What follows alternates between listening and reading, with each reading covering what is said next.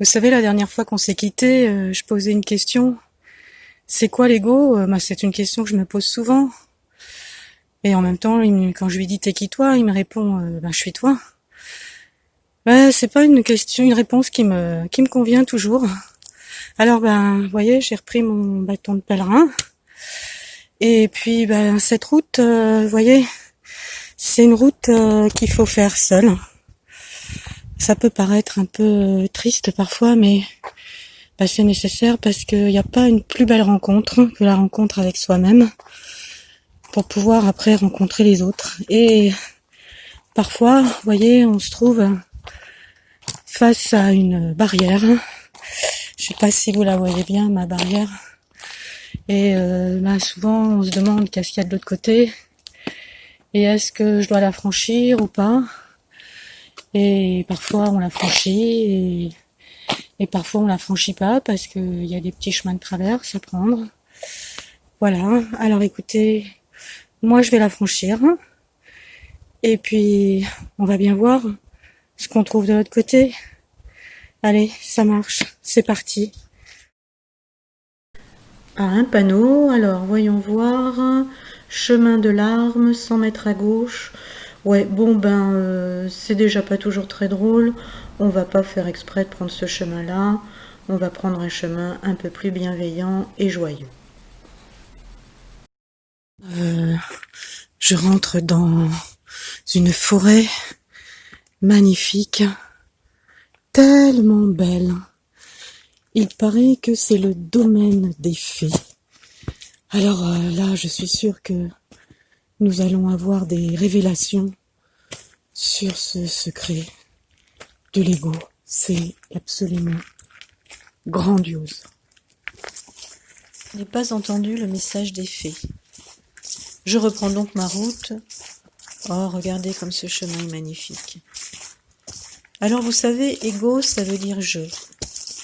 Mais savez-vous qu'à l'Antiquité, au Moyen-Âge, l'ego était inconnu? C'est seulement au XVIIe siècle, avec Descartes, qu'apparaît le concept d'un moi pensant. Cette fameuse phrase « je pense donc je suis ». Est-ce que c'est pas vertigineux de se dire que jusqu'au XVIIe siècle, si ça se trouve, on a su vivre sans ego? Mais alors qui étions-nous? Bonjour mesdames, vous êtes magnifiques. Excusez-moi de vous importuner par cette belle journée. J'ai une question à vous poser. Et vous, l'ego, ça représente quoi? Ah oui. Et vous, peut-être quelque chose à dire sur l'ego? Non, non, pas spécialement non plus. Non. Bon écoutez, merci pour votre coopération et je vous souhaite une bonne journée.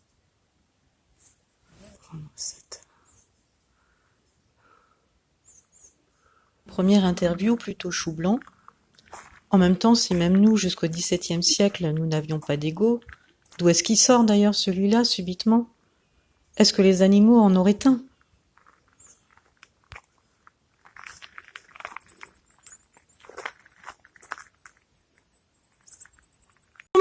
Bonjour mesdames, je fais un pèlerinage. Je fais un pèlerinage à la recherche de l'ego.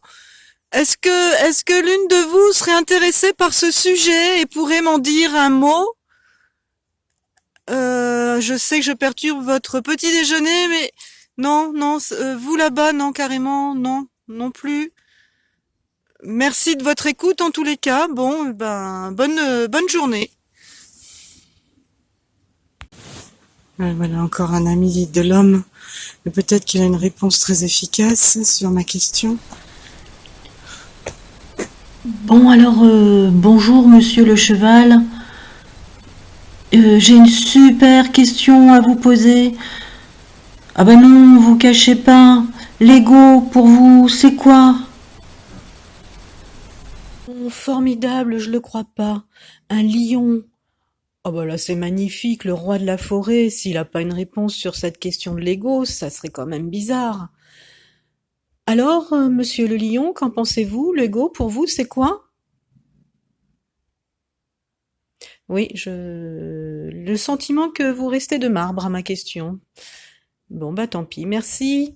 Au revoir.